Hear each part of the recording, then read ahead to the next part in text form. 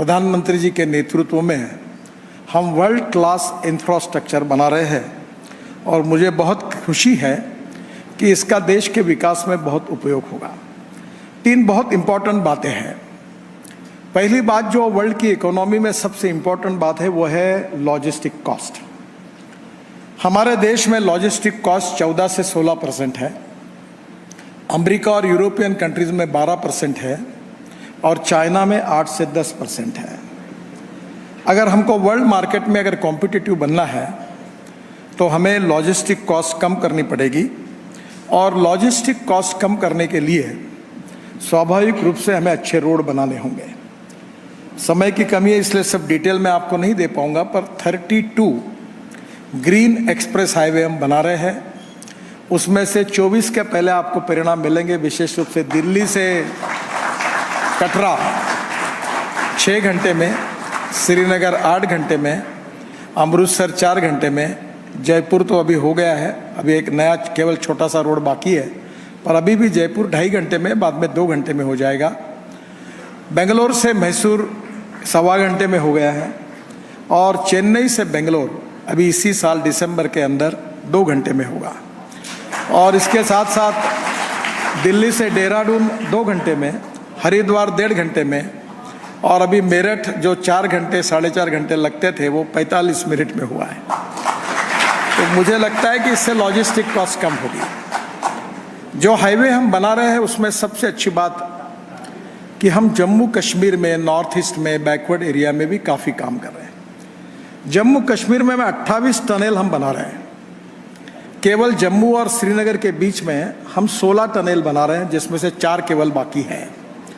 और झोजिला जो टनल है जो लद्दाख लेह को कारगिल से जोड़ती है, उसकी एस्टिमेटेड कॉस्ट 3 बार टेंडर निकला और चौथी बार एस्टिमेटेड कॉस्ट 12,000 करोड़ हुई थी।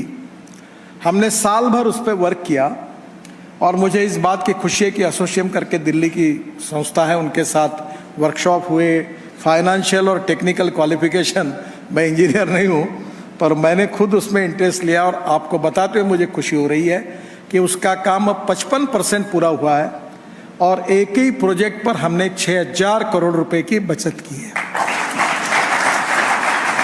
हम लोग हमारे बजट में वित्त मंत्री जी के 10 लाख करोड़ का इंफ्रास्ट्रक्चर के लिए बजट मिला है और मेरे मिनिस्ट्री को 2,70,000 करोड़ का मिला है।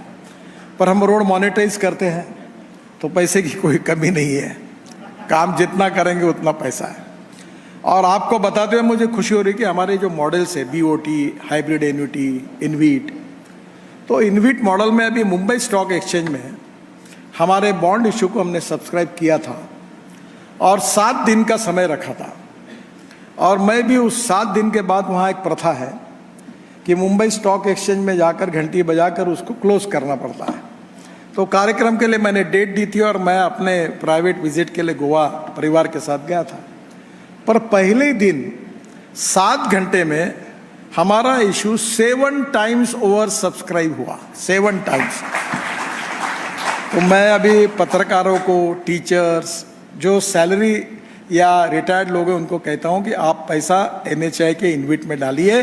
मैं 8.5% इंटरेस्ट पर ईयर और मंथली इंटरेस्ट आपके अकाउंट में जमा कर दूंगा।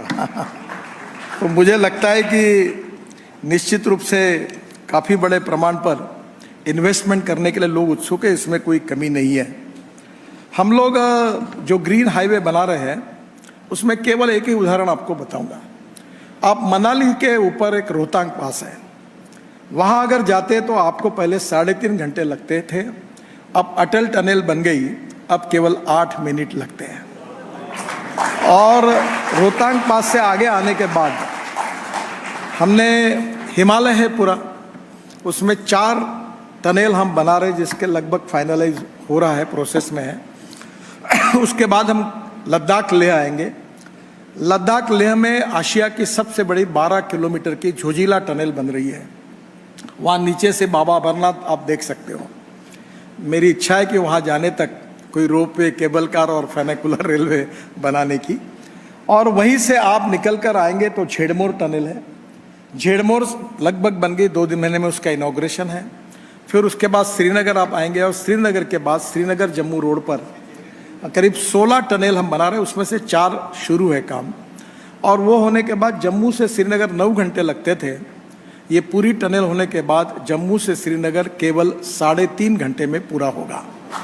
और कटरा आने के पहले दिल्ली कटरा एक्सप्रेस हाईवे आपको मिलता है, जहां कटरा से आकर अमृतसर, अमृतसर से दिल्ली, दिल्ली से दिल्ली मुंबई, और मुंबई 12 घंटे में होगा। और जब सूरत के पास आएंगे तो नया ग्रीन अलाइनमेंट है, जो सबसे इम्पोर्टेंट, हम पहले अपने भाषणों में बोलते थे कश्मीर से कन्याकुमारी तक। तो यहाँ से सूरत से निकलने के बाद नासिक, नासिक से अहमदनगर, अहमदनगर से सोलापुर, ये ग्रीन रोड बना रहे हाईवे। और सोलापुर से कर्नूल, जो काम शुरू हो गया, प्रधानमंत्री जी ने उसका भूमि पूजन किया था। और कर्नूल से त्रिवेंद्रम, कोचीन, चेन्नई, बेंगलोर, मैंगलोर, ये हैदराबाद, पूरी साउथ की कनेक्टिविटी होगी।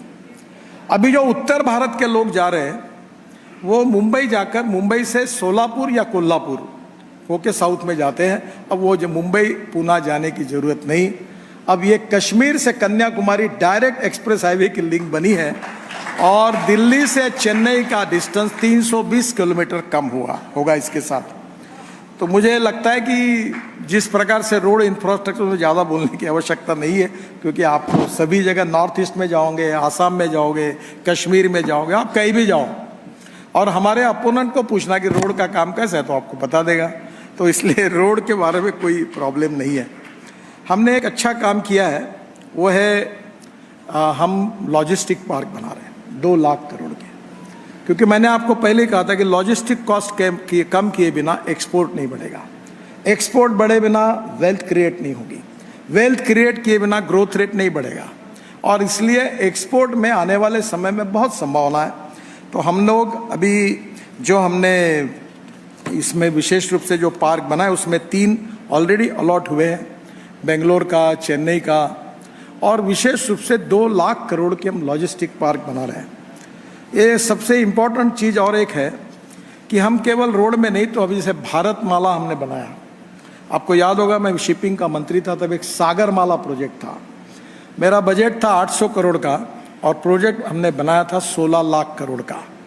और आपको ताज्जुब होगा कि 8.5 लाख करोड़ का हमने इम्प्लीमेंट कर दिया उसी पोर्ट के क्रेडिबिलिटी के आधार पर प्रोजेक्ट खड़े करके। तो रोड में भी स्वाभाविक रूप से यही है।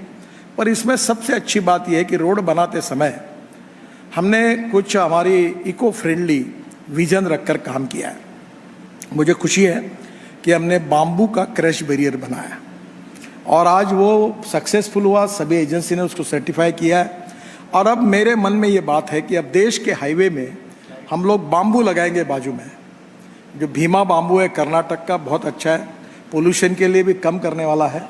और बाम्बू के क्रैश बैरियर होने से हमारे वनवासी बंधुओं को रोजगार मिलेगा और वो इको फ्रेंडली होगा। दूसरी इम्पॉर्टेंट चीज़ है कचरे की।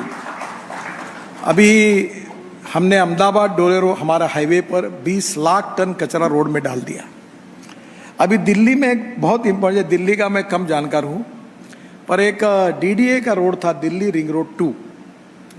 तो एक बार ये हमारे MP यहाँ के बहुत मेरे पीछे लगे थे कि विशेष रूप से आप ये रोड बनाओ, जो पानीपत से आने के बाद हमारा पेरिफेरल रोड के बाद 500-600 मीटर के बाद ये रोड शुरू होता है और वहाँ से एयरपोर्ट आने के लिए दिल्ली के बीच में जाने के लिए 2 घंटे लगते हैं। परसों मैं ये रोड देखने के लिए गया था। तो ये रोड बनने से आप एयरपोर्ट पर चंडीगढ़ से निकलने के बाद, पानीपत के बाद तुरंत बनने को तो 20 मिनट में द्वारका पहुँच जाओगे, 20 मिनट्स। और द्वारका में हमने 30 किलोमीटर 10,000 करोड़ का द्वारका एक्सप्रेस हाईवे बनाया। और द्वारका एक्सप्रेस हाईवे से डायरेक्ट आप दिल्ली मुंबई हाईवे तक जाएंगे। और जो शिव मूर्ति है वहाँ हम टनल बना रहे 2, जिसका वर्क अभी ऑर्डर हो गया है। एक T3 पे जाएगी टनल और एक वसंत विहार जाएगी। तो ये जो अभी भी मैं 10 मिनट ट्रैफिक जाम में फंसा था इस होटल के सामने आगे धौला कुआं से, तो आने वाले समय में मैं विश्वास देता हूँ कि 2024 समाप्त होने के पहले दिल्ली में ट्रैफिक जाम को मुक्ति मिलेगी, क्योंकि हम दिल्ली में 65,000 करोड़ रुपए के काम कर रहे हैं, जो केवल दिल्ली के ट्रैफिक जाम को हम सॉल्व कर रहे हैं। और ये जो काम है ये दिल्ली के लिए बहुत ही इम्पोर्टेंट है। और उस कामों के बारे में बहुत से काम तो हमारे लगभग अब काफ़ी पूरे भी हुए। दिल्ली का जो रिंग रोड है, पेरिफेरल रोड, ये उत्तर प्रदेश सरकार पैसे देगा, दिल्ली की सरकार पैसे देगी, इसमें काफ़ी जगह पर ये अटका था। पर इसके बाद में हमने तय किया कि कोई देगा नहीं देगा, हम पूरा कर लेंगे। और हमने दिल्ली का ये पूरा काम अब पूरा किया है। और दिल्ली में कम से कम हम लोग अभी 65,000 करोड़ के काम दिल्ली के आजू बाजू में कर रहे हैं, जिसकी लिस्ट मैं आपको दूंगा।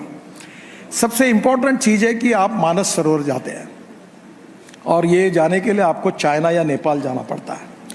तो हमने मानस सरोवर का करीब 824 किलोमीटर जो रोड है, उसमें से करीब 12,000 करोड़ का ये रोड है। उसके 7 पैकेजेस हैं। और मैं बहुत पहले जब मंत्री बना तब मेरी पत्नी ने मुझे कहा था कि हम लोग नेपाल से मानस सरोवर जाएंगे। तो मैंने कहा नहीं, रुक जाओ, ये हम इंडिया से जाएंगे, पिथौरागढ़ से। तो मुझे आज बताते हुए खुशी हो रही है कि 2024 के पहले हम पूरा करेंगे। ये करीब हमने 587 किलोमीटर पूरा किया है। थोड़ा सुप्रीम कोर्ट ने हमको उसमें कुछ निर्णय दिए हैं कि हमको फिर से डीपीआर बनाने का है, पर दिसंबर 24 के पहले ये 12,000 करोड़ का मानस सरोवर का रोड पूरा होगा। सबसे इम्पोर्टेंट चीज़ है कि टूरिज़्म, और मैं ये मानता हूँ कि टूरिज़्म में सबसे इम्पोर्टेंट चीज़ ये है कि एम्प्लॉयमेंट पोटेंशियल बढ़ता है। हम 49% जो हमारे टूरिज़्म में विशेष रूप से जो इन्वेस्टमेंट आती है वो जो आती है वो टूरिज़्म से एम्प्लॉयमेंट क्रिएट होती है, उसके ऊपर 49% खर्चा होता है। अभी ये राम वन गमन मार्ग 250 किलोमीटर 5,000 करोड़ का, इसमें हमने 40% काम कंप्लीट किया, मार्च 2025 को पूरा हो जाएगा। राम जानकी मार्ग 440 किलोमीटर 5,000 करोड़ का, 13% काम 55 किलोमीटर पूरा हुआ, सितंबर 2025 में पूरा होगा। ये जो मथुरा में है, मथुरा में हम लोग ब्रज 84 कोसी परिक्रमा, 84 कोसी परिक्रमा उसको बोलते हैं, वो 235 किलोमीटर 7,400 करोड़ का वो काम शुरू हो रहा है। Ayodhya ring road 67 kilometre 4,500 crore का मार्च 2025 में पूरा हो जाएगा। भगवान गौतम बुद्ध जो वर्ल्ड से टूरिस्ट आते हैं, तो काफ़ी फॉरेन से आते हैं, वाराणसी आते हैं, तो बुद्ध सर्किट 824 किलोमीटर 32,000 करोड़ का हमने 78% कंप्लीट किया, 650 किलोमीटर, बाकी 2024 में पूरा होगा। जहाँ भगवान गौतम बुद्ध का जन्म हुआ, जहाँ उनका देहावसन हुआ, जहाँ उनको ज्ञान मिला, हर जगह को हमने कवर किया है। फिर 4 Dham project, Badrinath, Kedarnath, Gangotri, Yamunotri, all season. अब हम केदारनाथ में रोपवे भी बना रहे हैं। तो ये 827 किलोमीटर 12,000 करोड़ का है, 71% पूरा हुआ है। 588 किलोमीटर 2024 में पूरा होगा। और इसके बाद आप 6 महीने नहीं, साल भर बद्रीनाथ केदारनाथ की यात्रा करोगे, गंगोत्री यमुनोत्री की, और केदारनाथ में हमारा रोपवे भी बन जाएगा, तो आप वहाँ तक पहुँचेंगे। एक 4 धाम के साथ एक महाराष्ट्र में पंढरपुर, देहू और आळंदी। तो पंढरपुर बहुत बड़ा, लाखों लोग वहाँ जाते हैं, तो उसका पालकी मार्ग है 365 किलोमीटर 12,000 करोड़ का, 63% कंप्लीट हुआ है, 2024 के पहले पूरा होगा। कैलाश मानस सरोवर 366 किलोमीटर, ये करीब 9,500 करोड़ का है, ये भी करीब अभी 68% पूरा हुआ है, बाकी 2025 के पहले पूरा करेंगे। अब मैं आपको एक बात बताऊंगा कि हमने जितने जितने रिलीजियस सेंटर थे उनके सबके रोड अच्छे बनाए। और मैं कल फॉरेन में था, ऑस्ट्रिया में था, स्विट्ज़रलैंड में था, तो हमने ये देखा कि हर जगह clean, neat and clean toilets हैं, पार्किंग प्लेसेस हैं, महिलाओं के लिए अलग है, पुरुषों के लिए अलग है। तो हमने ये तय किया है कि हम 50-50 के वजह से 670 हम रोड साइड एमिनिटीज़ बना रहे हैं, जहाँ गैस स्टेशन होगा, इलेक्ट्रिक चार्जिंग स्टेशन होगा, रेस्टोरेंट होंगे, वहाँ के उस स्टेट का फूड, उस स्टेट के वेजिटेबल्स, उस स्टेट का हैंडलूम, हैंडीक्राफ्ट्स होगा। ऐसे 670 में से 160 पर काम शुरू हुआ है, पर अब हम छोटे छोटे भी बनाना चाहते हैं कि हर 50 किलोमीटर पर सबको लिए नीट एंड क्लीन अच्छे टॉयलेट्स होंगे। यानी मैंने यहाँ तक उसमें लिखा है कि हर आदमी अगर टॉयलेट में जाएगा तो उसके ऊपर मैंडेटरी होगा कि फिर से साफ करे, और उसका शूटिंग होगा ताकि कोई बदमाशी ना करे, और वो पीपीपी मॉडल में डेवलप कर रहे हैं। तो मुझे लगता है कि एक प्रकार से रिलीजियस टूरिज्म में लोग चाहते क्या, पार्किंग चाहिए, दूसरा क्या चाहिए, अच्छा गैस स्टेशन चाहिए, तीसरा चाहे अच्छे रेस्टोरेंट चाहिए, चौथी बात रात को सोने के लिए जगह चाहिए। तो मेरा विश्वास है कि इन सब बातों के कारण हिंदुस्तान का टूरिज्म 3 गुना बढ़ेगा। और 3 गुना जो बढ़ेगा इसका मतलब यह है कि 3 गुना रोजगार बढ़ेगा। अभी मुझे उत्तराखंड के मुख्यमंत्री बता रहे थे कि उनके यहाँ केवल हमारा ये पुराना रोड अच्छा हुआ, जहाँ अभी 3 घंटे में देहरादून जाते हैं, 3 साढ़े 3 घंटे में, उसके कारण टूरिज्म दुगना हुआ। अब मैं दिल्ली से देहरादून नया रोड बना रहा हूँ 2 घंटे में, तो मैं विश्वास के साथ बताता हूँ कि उत्तराखंड का टूरिज्म 4 गुना बढ़ेगा। तो जितना एम्प्लॉयमेंट पोटेंशियल बढ़ेगा, रोजगार बढ़ेगा, ग्रोथ बढ़ेगी, वो बहुत इम्पॉर्टेंट है। दिल्ली में विशेष रूप से हमने काफ़ी नए प्रयोग किए, जो परली है, जिसमें मैं अक्सर है कि हमारा 16 लाख करोड़ का इंपोर्ट है फॉसिल फ्यूल का, और हम चाहते कि इसका अल्टरनेटिव ढूंढें और ये दिल्ली का प्रदूषण भी कम हो, देश का भी प्रदूषण कम हो, import substitute, cost effective, pollution free और इंडिजिनियस। अभी हमने हमारे यहाँ पानीपत में परली से 1 लाख लीटर इथेनॉल और 150 टन बिटुमिन तैयार होता है। अभी हमने टेक्नोलॉजी लाई है कि परली से बायो बिटुमिन 70% और 30% बायोचार ऑर्गेनिक कार्बन तैयार होगा। और हमारे देश में 80 लाख टन बिटुमिन लगता है, 50 लाख टन इंडियन रिफाइनरीज देती है, 30 लाख टन हम इंपोर्ट करते हैं, जो की कीमत 30,000 करोड़ है। अब हमारे देश का किसान ये बिटुमिन बनेगा, निश्चित रूप से बनाएगा। मुझे याद है हमारे यहाँ पुराने सब बैठे, मैं जब प्रेसिडेंट था बीजेपी का, तो मैं इथेनॉल की बात करता था, तो मुझे पूछते थे यार भाई इथेनॉल, तो आज वो समझ में आया कि अभी इथेनॉल का, मैं अभी हाइड्रोजन के कार में बैठकर यहाँ आया, और hydrogen, ethanol, methanol, biodiesel, bio LNG, bio CNG, electric and green hydrogen is the future. Futuristic fuel जो है वो तैयार करनी पड़ेगी, जिससे प्रदूषण कम होगा। मैं 2 दिन जब बाहर था तो मेरा ऐसा लगा कि मैं कोई बड़े बड़े मिठाई खा रहा हूँ, और दिल्ली आने के बाद ऐसा लगा कि यहाँ पोल्यूशन कितना है। मैं आपको बताता हूँ, pollution is a big concern.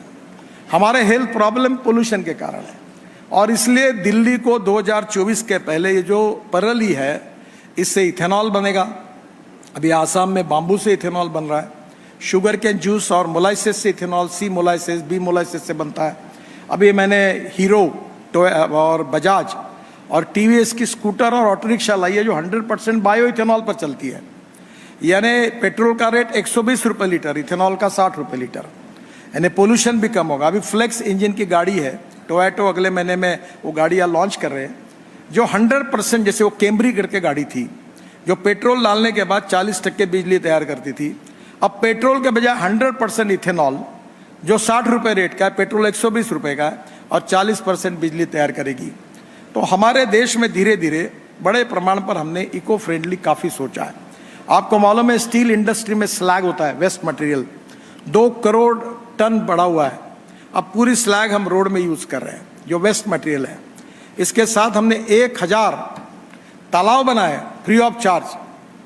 अभी मुझे 6 डिलीट मिली, और 6 डिलीट जो यूनिवर्सिटी ने दी, उसमें से 4 डिलीट जो है मेरी एग्रीकल्चर साइंस में है, क्योंकि मैं किसान हूँ, ज़्यादातर वही काम करता हूँ। तो वो जो हमने पंजाबराव कृषि यूनिवर्सिटी अकोला, वहाँ 36 तालाब फुगट में बना दिए, और वो मिट्टी हमने रोड में लाई। अभी हमने स्क्रैपिंग पॉलिसी लाई है।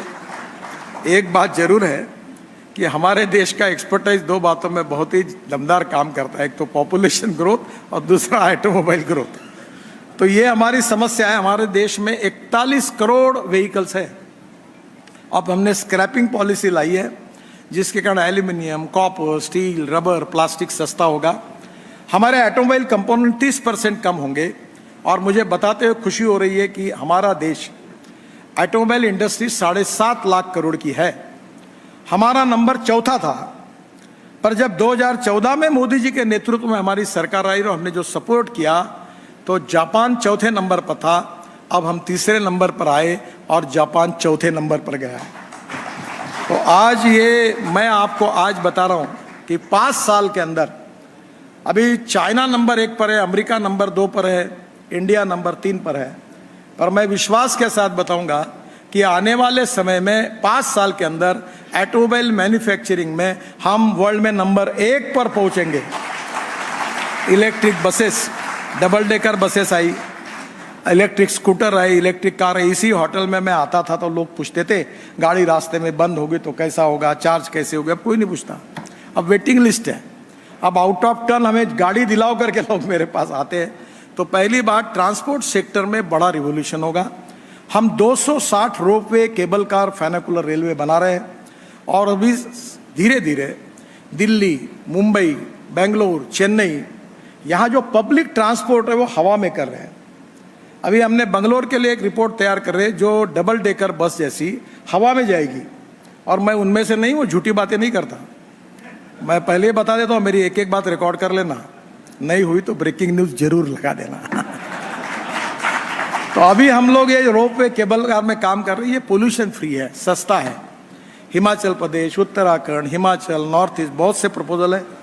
तो आने वाले समय में जो वर्ल्ड स्टैंडर्ड का इंफ्रास्ट्रक्चर होगा, mass rapid transport on electricity, और उसके कारण हमारा प्रदूषण कम होगा, हमारा इंपोर्ट कम होगा, हमारे अल्टरनेटिव फ्यूल के कारण भी प्रदूषण कम होगा, एग्रीकल्चर में ग्रोथ रेट बढ़ेगा, क्योंकि ग्रीन हाइड्रोजन भी हमारा किसान तैयार करेगा।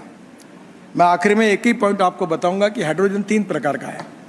एक कोयले से होता है वो ब्लैक हाइड्रोजन, जो पेट्रोलियम से निकलता है वो ब्राउन, और जो पानी से या ऑर्गेनिक वेस्ट से निकलता है वो ग्रीन। और अभी मैं बेंगलोर में गया था, वहाँ ये जो 1 kg हाइड्रोजन है उसकी कीमत अभी 450 रुपये आ रही है। और मेरे मन में ये भावना है, this is not my commitment, कि $1 पर kg हाइड्रोजन होगा और गाड़ी 450 किलोमीटर चलेगी। तो आज हम लोग, हमारा जो ये दिल्ली में 3 माउंटेन है बड़े बड़े, एक तो हमने 20 मीटर कम किया गाजीपुर का, तो ये कचरे को सेग्रीगेट करके ऑर्गेनिक वेस्ट और सीवेज वाटर से हम हाइड्रोजन बना सकेंगे। और वो दिन अब दूर नहीं है कि हमारी रेलवे इंजन, हमारे हवाई जहाज, हमारी ट्रक, हमारी बसेस हाइड्रोजन पे चलेगी। और हम एनर्जी को इंपोर्ट करने वाले नहीं, हम एनर्जी को एक्सपोर्ट करने वाला देश बने। और ये जो 16 लाख करोड़ जो बचेगा, तो मुझे लगता है कि इससे काफ़ी देश में अल्टरनेटिव होगा। मुझे बहुत खुशी है कि बहुत सी बातें हैं पर समय की कमी है, पर आने वाले समय में प्रधानमंत्री जी के नेतृत्व में हिंदुस्तान का रोड इंफ्रास्ट्रक्चर निश्चित रूप से, मैंने बिहार और यूपी में भी ये बात की है कि उनका रोड इंफ्रास्ट्रक्चर अमेरिका के बराबर होगा। और आज आप यूपी बिहार में जाओगे तो गंगा पर हम 7 पुल बना रहे हैं, ब्रह्मपुत्रा पर 6 पुल बना रहे हैं। तो मुझे लगता है कि आने वाले समय में इंफ्रास्ट्रक्चर बदलने के कारण ग्रोथ बढ़ेगी, इंडस्ट्री बढ़ेगी, ट्रेड बिजनेस बढ़ेगा, टूरिज्म बढ़ेगा, और निश्चित रूप से हिंदुस्तान वर्ल्ड की एक स्ट्रॉन्ग इकोनॉमी बनेगा। और हम निश्चित रूप से आज फास्टेस्ट ग्रोइंग इकोनॉमी है, पर हमारा उद्देश्य है कि हम वर्ल्ड की नंबर 1 की इकोनॉमी बने। उसके लिए निश्चित रूप से इस अच्छे इंफ्रास्ट्रक्चर के कारण हम आगे जा सकेंगे।